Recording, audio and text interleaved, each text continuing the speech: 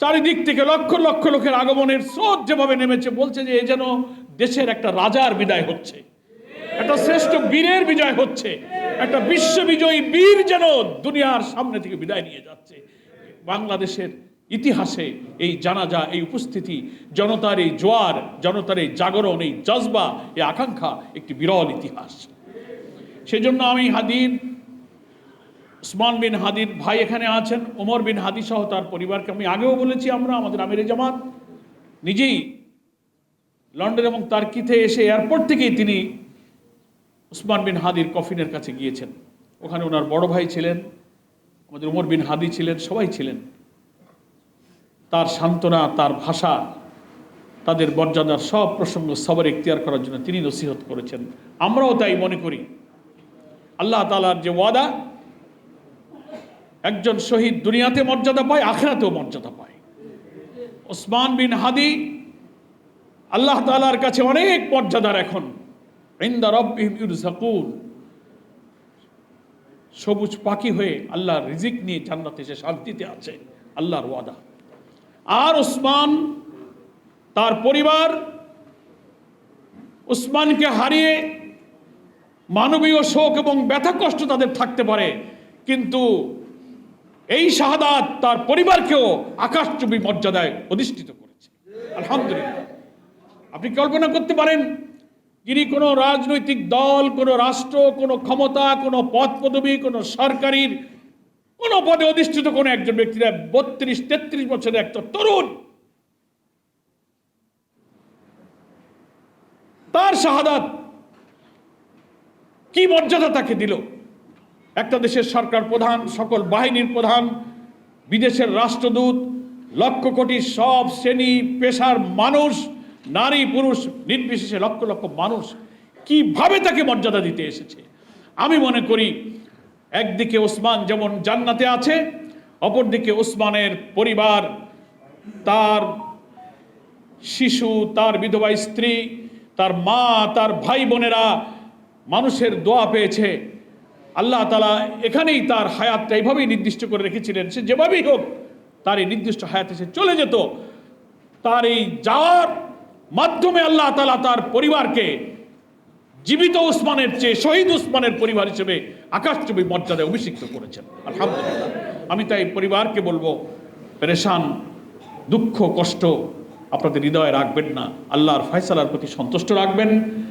এই সবর, এই সন্তুষ্টি চিরদিন, যুগে যুগে, কালে কালে ইতিহাসে আপনাদের এই ত্যাগ, এই অবদান, ওসমানের এই জীবন দান আপনাদের পৃথিবীতে যারা বেঁচে থাকবেন যুগ যুগ ধরে আপনাদেরকে সম্মানিত করবে। তাহলে আপনারা কিছুই হারাননি, বরং অনেক কিছু আল্লাহ তাআলা আপনাকে দিয়েছেন। প্রধান উপদেষ্টার বক্তব্য বা যারা সেখানে কথা বলেছেন, আমাদের আজকের আলোচকরাও বলেছেন, ওসমানের খুনিদের বিচার এবং গ্রেফতার সম্পর্কে সুনির্দিষ্ট কোনো বক্তব্য সরকারের পক্ষ থেকে বলা হয়নি। এটা জাতির কাছে প্রশ্ন। সরকারের এই নীরবতা, আইন মন্ত্রণালয়, স্বরাষ্ট্র মন্ত্রণালয়, সরকার প্রধান, ইন্টেলিজেন্স, অনেক ইন্টেলিজেন্স গভর্নমেন্টের, দুনিয়ার আন্তর্জাতিক নানান তথ্য প্রযুক্তি, উপায় উপকরণ, লজিস্টিক সাপোর্ট দিয়ে সরকারি রাজস্বের হাজার হাজার কোটি টাকা দিয়ে এইসব গোয়েন্দা বিভাগ, এইসব ইন্টেলিজেন্স এজেন্সিকে সাজানো হয়েছে। কিন্তু এই প্রশ্নের কোনো জবাব সরকার আজও দিল না। 2টার দিকে তার গুলি হলো, আর রাত 8টার দিকে সারা দেশের বিভিন্ন চেক পয়েন্টে চেকপোস্ট বসানো হলো। 2টা থেকে রাত 8টা, এই 6 ঘন্টা কেন ফ্রি করে দেওয়া হলো? খুনিরা অবাধে সীমান্ত পাড়ি দিয়ে ভারতে চলে যেতে পারে। এই সুযোগ করে দেওয়ার পেছনে কি গোয়েন্দাদের মধ্যে লুকিয়ে থাকা ফ্যাসিস্টদের কোনো সহযোগী ছিল কিনা? এই প্রশ্ন এই জাতীয় প্রশ্নের জবাব কে দেবে?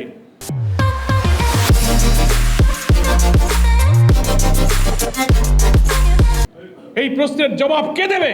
6 ঘন্টা কেন বিলম্ব করা হলো? ওসমানকে কে না চিনত? তার শাহাদাতের আগে তার ভিডিও অডিও বক্তব্যে তাকে গুলি করা হতে পারে, আমি মারা যেতে পারি, আমার বাচ্চাটাকে দেখে রেখো, এই আবেগময় বক্তব্য কে না শুনেছে? তো এমন একটা ছেলের গুলি হওয়ার পরে 6টা ঘন্টা এদেশের গোয়েন্দারা কি করেছিলেন? আমরা যেটা তথ্য পেয়েছি, রাত 8টার পর থেকে বিভিন্ন চেকপোস্টে পুলিশ এবং বিভিন্ন বাহিনী মোতায়েন করা হয়েছে। কেন এই 6 ঘন্টা সুযোগ দিলেন? তাহলে তো জাতির একথা বিশ্বাস করার সুযোগ আছে যে গোয়েন্দাদের অভ্যন্তরে লুকিয়ে থাকা আধিপত্যবাদের দালালরা চেয়েছিল এই খুনিরা নিরাপদে পালিয়ে যাক। গতকালকে ইনকিলাব মঞ্চের সেক্রেটারি জাবের তার বক্তব্যে একটা দাবি করেছে, অনেক বক্তব্য দিয়েছে, একটা দাবি করেছে 24 ঘন্টার সময় দিয়ে এসে বলেছে সরকারকে জাতির কাছে অন্তত বলতে হবে যে ওসমানের খুনিদের গ্রেফতার করার জন্য এই পর্যন্ত সরকার কি কি ব্যবস্থা নিয়েছে, কোথায় দুর্বলতা, কি করতে পেরেছেন, জাতি সেই তথ্যটা জানতে চায়। আপনারা 24 ঘন্টা যেতে আর মাত্র কয়েক ঘন্টা সময় আছে। ইনকিলাব মঞ্চের এই দাবির সাথে আমরা আজকে জামাত ইসলামী প্রকৃত খুনিদের গ্রেফতারের ব্যাপারে অন্তর্বর্তীকালীন সরকার কি পদক্ষেপ নিয়েছে, কেন ব্যর্থ হয়েছে, কারা অবহেলা করেছে, কি পদক্ষেপ নিচ্ছেন, আপনারা জাতির সামনে আপনাদের এই বক্তব্য তুলে ধরুন। আমরা শুনতে পেরেছি জাতিসংঘ, মিডিয়াতে আসছে জাতিসংঘ এই ওসমান বিন হাদির হত্যাকাণ্ডের তদন্তের জন্য আগ্রহ প্রকাশ করেছে। প্রয়োজনে তাদের লজিস্টিক সাপোর্ট নিন, নিরপেক্ষ তদন্ত করুন। কই এখনো তো এত বড় একটা ঘটনায় কত লক্ষ লোক কালকে জানাজা এসেছে, এত গণদাবি উচ্চ কণ্ঠে আকাশে বাতাসে মুখরিত হলো। প্রধান উপদেষ্টা তো কালকে বলতে পারতেন যে আমরা একটা বিচার বিজ্ঞ তদন্ত করে এতদিনের মধ্যে তদন্ত করবো, আপনারা শান্ত থাকুন, একটা বক্তব্য তো দিতে পারতেন, কিন্তু তা আপনারা দেন নাই। বলে আপনি কোনো পদক্ষেপ গ্রহণ করেননি। বলে আন্তর্জাতিক এই তদন্ত, জাতিসংঘের এই উদ্যোগ, এবং আপনি যদি দেশপ্রেম, আধিপত্যবাদ বিরোধী এই শক্তিকে নির্মূল করে আগামী জাতীয় নির্বাচনকে বানচাল করে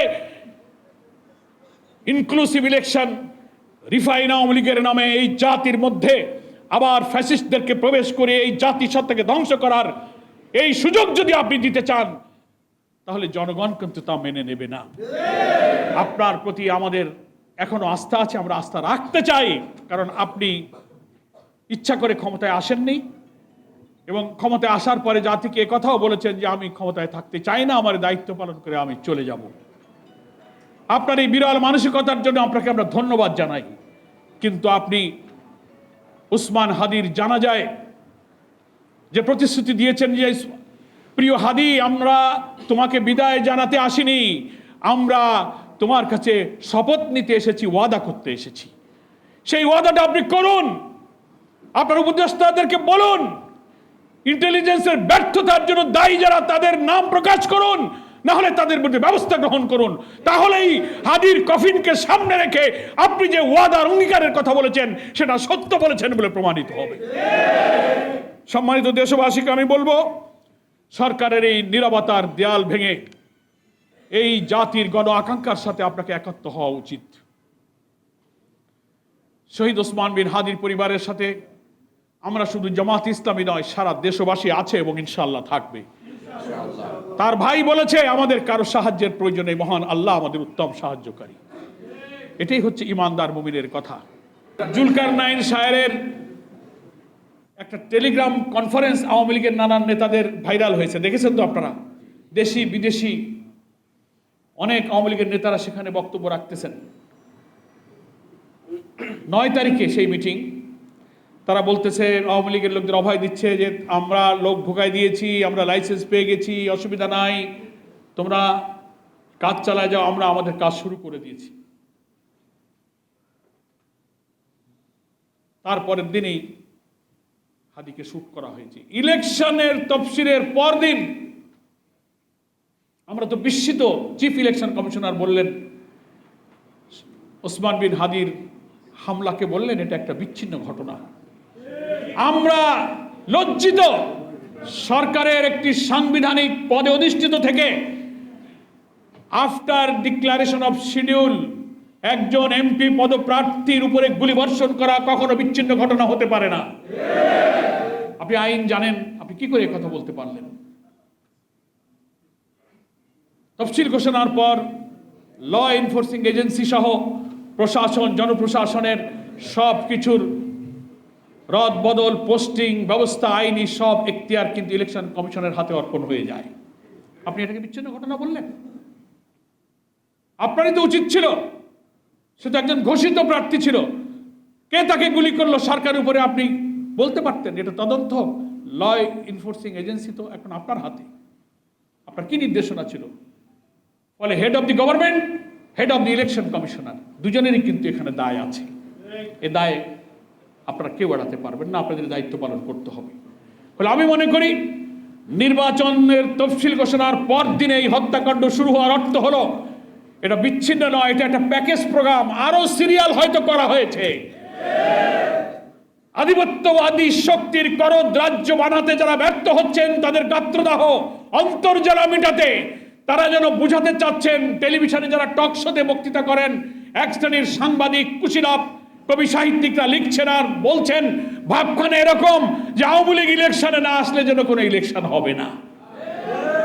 এই ন্যারেটিভ তৈরি করে আধিপত্যবাদ বিরোধী শক্তিকে আপনারা গান পয়েন্টে নিয়ে যাচ্ছেন। এরপরে আর আমাদের জুলাই যোদ্ধারা কে কে টার্গেটে আছে জাতি এখন আমরা উদ্বিগ্ন।